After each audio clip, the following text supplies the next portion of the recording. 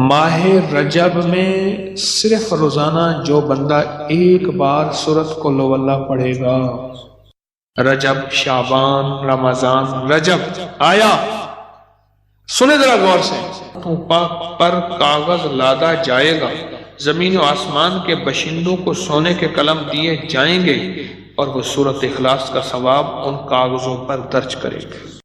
ماہ رجب میں صرف روزانہ جو بندہ ایک بار سورت قل ہو اللہ پڑھے گا، رجب، شعبان، رمضان، رجب آیا، سنے ذرا غور سے، جو ماہ رجب میں صرف ایک بار سورت، اچھا غور سے سنیں، یہ تو اس کے لیے جو ایک بار پڑھے، اور جو زیادہ پڑھے گا پھر کوئی کمال ہے اس کی عطا اور رحمت میں؟ جو زیادہ پڑھے ایک بار سورت اخلاص پر، ایک بار رجب میں۔ اب اس کے ذرا کمالات سنیے، 10,000 اونٹوں پر کاغذ لادا جائے گا، کتنے ٹن ہو؟ 10,000 اونٹوں پر کاغذ لادا جائے گا۔ زمین و آسمان کے باشندوں کو، زمین اور آسمان، آسمان سے مراد فرشتے، اللہ اکبر، کے باشندوں کو سونے کے قلم دیے جائیں گے کہ لکھو اس کا ثواب، کس کے لیے؟ جس نے پڑھا تھا، لکھو لکھو، اور وہ لکھتے لکھتے لکھتے لکھتے اس کا ثواب اب پتہ نہیں کب تک لکھیں گے۔ کیا نعمت ملی ہمیں سورت اخلاص کی۔ حضرت صوبان فرماتے ہیں ایک دفعہ آقا چند قبروں پر سے گزرے، رو دیے۔ صوبان نے پوچھا تو آپ نے فرمایا میں نے اللہ سے دعا کی کہ ان کے عذاب میں تخفیف ہو جائے، اور صوبان اگر یہ لوگ رجب کا ایک روزہ بھی رکھ لیتے اور ایک رات عبادت کر لیتے، ان پر کبھی عذاب نہ ہوتا۔ اور ایک رات سے مراد سے رات نہیں ہے ساری رات، یہ ابھی عبادت کر رہے ہیں، ہاں یہ نہیں ہے ساری رات، شام ڈھلتے ہی مغرب کے بعد رات ہو جاتی ہے رات کا کچھ حصہ۔ میں کہ اگر یہ لوگ رجب میں ایک روزہ بھی رکھ لیتے اور عبادت کر لیتے کسی رات کی، ایک رات کی، تو ان پر عذاب نہ ہوتا۔ میں نے عرض کیا یا رسول اللہ صلی اللہ علیہ وسلم، کیا صرف ایک روزہ اور ایک رات کی شب بیداری سے عذاب قبر نہ ہوگا؟ فرمایا ہاں، قسم ہے اس کی ذات کی جس کے قبضے میں میری جان ہے، کوئی مسلمان مرد ہو یا عورت ایسی نہیں رجب میں ایک روزہ بھی رکھ لے اور ایک رات کی شب بیداری کرے، مگر اللہ اس کے لیے 1 سال کی عبادت لکھے گا جس میں اس نے روزہ رکھا اور شب بیداری۔ 1 سال وہ جس میں ساری رات جاگا اور سارا دن روزہ رکھا، اتنا ثواب ملے گا۔ اور آپ نے فرمایا کہ اللہ کی طرف سے ایک منادی ندا کرتا ہے، اے رجب میں روزہ رکھنے والو، اللہ کی پناہ میں جنت میں داخل ہو جاؤ۔ اور ہاں فرمایا کہ قیامت ہوگی تو پکار مچے گی، رجب کے ماننے والے کہاں ہیں؟ اس وقت حجاب کے اندر سے ایک نور نکلے گا جس کے پیچھے سے جبرائیل، میکائیل، اسرافیل ہوں گے، یہاں تک کہ رجب کے ماننے والے اس نور سے گزر کر پہنچ جائیں گے جو ان کے لیے تیار کیا ہوگا، اور اللہ کو سجدہ کریں گے۔ اللہ پاک فرمائیں گے تم اپنا سر سجدے سے اٹھاؤ، یہ سب دنیا میں ادا ہو چکے ہیں، اب منازل عزت کی طرف چلو، اب منازل عزت کی طرف چلو، اب منازل عزت کی طرف چلو۔ اللہ اکبر۔ اور فرمایا مغفرت ہوتی ہے اور اللہ انبیاء کی توبہ قبول کرتا ہے۔ اس رجب کے ایک روزے اور ایک تھوڑی سی عبادت سے اللہ اولیاء کو دشمنوں سے چھڑاتا ہے، اور 3 چیزیں اللہ کے ذمہ ہیں، معافی، باقی عمر کی عصمت، اور تیسری یہ کہ بڑی پیشی، یعنی روز قیامت پیاس نہیں لگے گی، روز قیامت پیاس نہیں لگے گی۔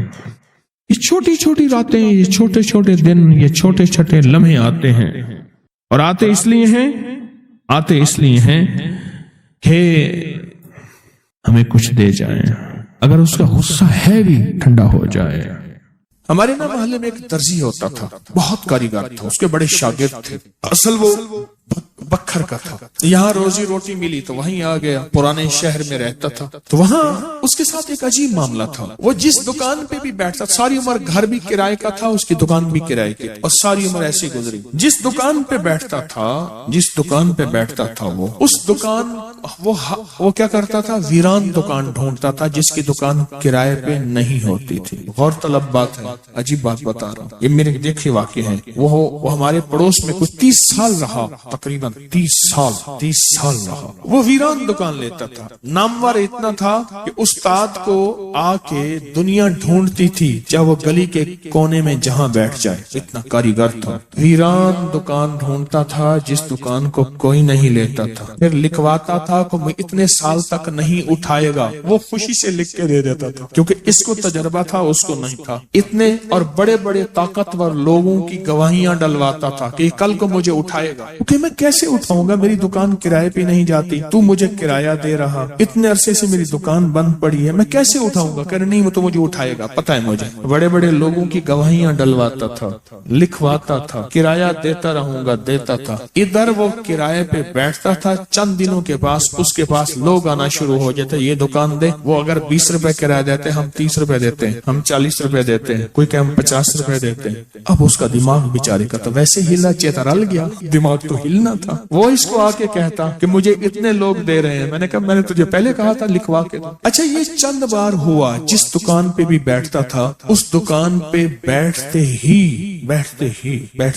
इसके साथ ये मामला शुरू हो जाता। अब ये राज किसी को पता नहीं, ये राज है क्या, इसके साथ क्या होता है, इसके साथ ऐसा क्यों होता है। उसने ना एक दफा ये राज एक बंदे को बताया, उसने मुझे बताया। बरह रास्त मैंने उससे बात नहीं हुई, लेकिन हमारा पड़ोसी था वो। एक बंदे को उसने राज बताया, हमारा एक रिश्तेदार था, उसको ये राज बताया और उसको कहा कि मेरे साथ ये राज है। उसने अब जो लफ्ज कहना, पहले मैं वो लफ्ज आपके सामने बयान करता हूँ। कहने लगा, बख्त मेरे ऊपर पागल है, और मुझे अखे बख्त मेरे ऊपर पागल है। मैं नहीं चाहता वाल में को आते विल्लड़ चिपक जाता है, चिपट जाता है, लिपट जाता है। मैं नहीं चाहता, आके फिर मुझे लिपट जाता है बख्त। अच्छा, जिसकी दुकान आने की होती है 100 आने की हो जाती है। अच्छा, इधर मैं दुकान छोड़ के जाता हूँ किसी और जगह पे, वो दुकान फिर आने की हो जाती है। फिर जहाँ मैं जाके बैठता हूँ, फिर वो 100 आने की हो जाती है। फिर वो पीछे वाले मुझे आके बुलाते हैं, आपकी मेहरबानी आ जाओ, इससे कम किराया देना। था कोई ऐसा, क्योंकि हाथ का कारीगर बहुत कम होता है जो सर फिरा ना हो। हाथ का कारीगर, वो हाथ का जिस शोबे का हो, था को सर फिरा, कह रहा मैं नहीं जाता था दुकान पे, तुमने मुझे निकाला था। सारी जिंदगी उसने ऐसी गुजारी।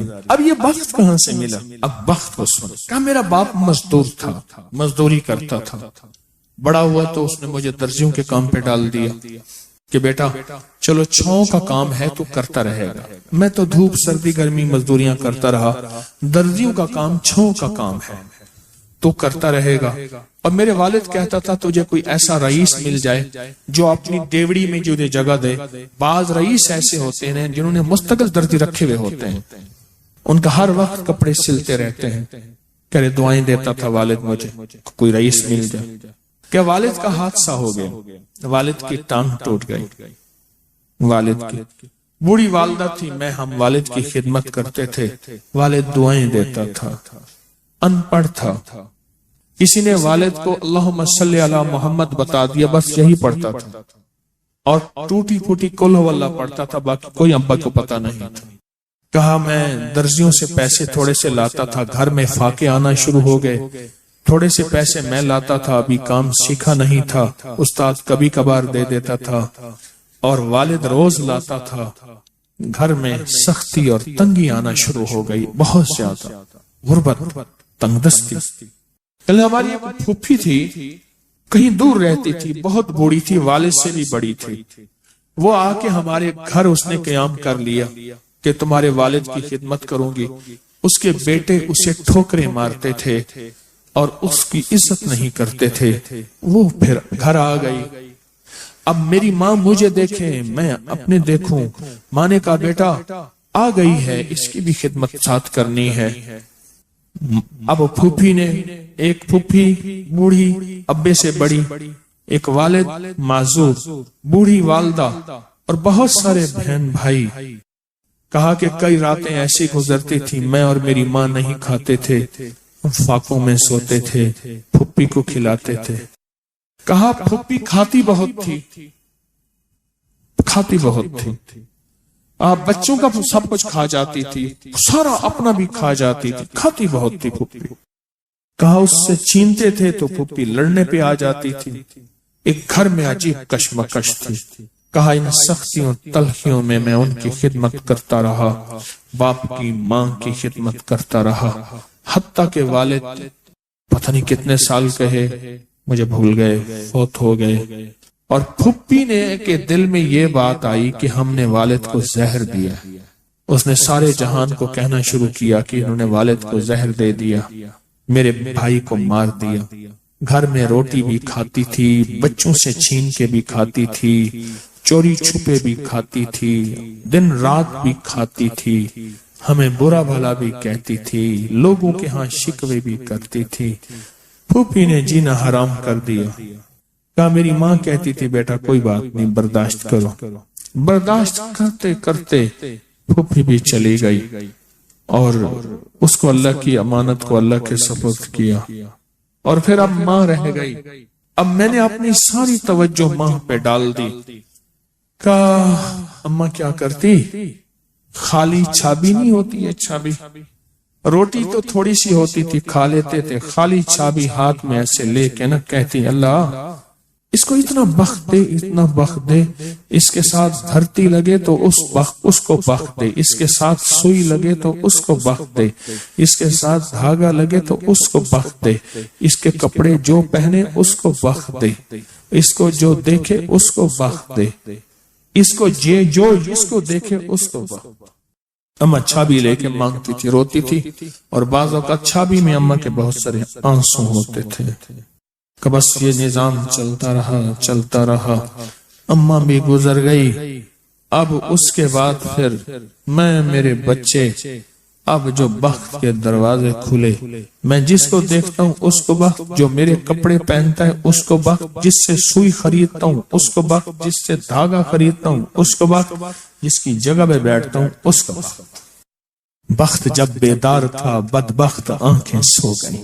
خیال کرنا ابھی بخت بیدار ہے، کہیں بدبخت آنکھیں سو نہ جائے۔ وہ دعاؤں کا ذخیرہ اس درجی کے پاس تھا، وہ دعاؤں کا ذخیرہ، پھپھی کی ناگواریوں کا ذخیرہ، ابی کی صبر کا ذخیرہ، پھپھی کی ناگواریوں کا ذخیرہ، اماں کے صبر کا ذخیرہ وہ ساتھ تھا۔ بس سہتا رہا، چلتا رہا، اللہ کے نامہ اعمال میں، اللہ کے نظام میں لکھا جاتا رہا۔ وہ تجھے کوئی دعائیں دے نہیں رہا، نہ دے، میرے نظام میں تو ان لوگوں میں ہے جن کے ساتھ دعائیں ملتی ہیں، جن کے ساتھ دعائیں لگتی ہیں، جن کے ساتھ دعائیں لپٹ جاتی ہیں، تو ان لوگوں۔ ہمیں دعاؤں کا ذخیرہ چاہیے، ہمیں دعائیں چاہیے کسی کی، ہم کسی کی دعاؤں میں آ جائیں۔ میرے حضرت فرماتے تھے نظر بد لگتی ہے نا کھا جاتی ہے، اس طرح اچھی نظر بھی لگتی ہے۔ تجھے کسی اللہ والے کی اچھی نظر لگ جائے، تجھے مرشد کی اچھی نظر لگ جائے، تجھے ماں باپ کسی درویش کی اچھی نظر لگ جائے، اور نظر تیرا کام بنا دے گی۔ جس طرح بری نظر کھا جاتی ہے، برباد کر دیتی ہے، اس طرح اچھی نظر آباد اور شاد کر دیتی ہے، با مراد کر دیتی ہے۔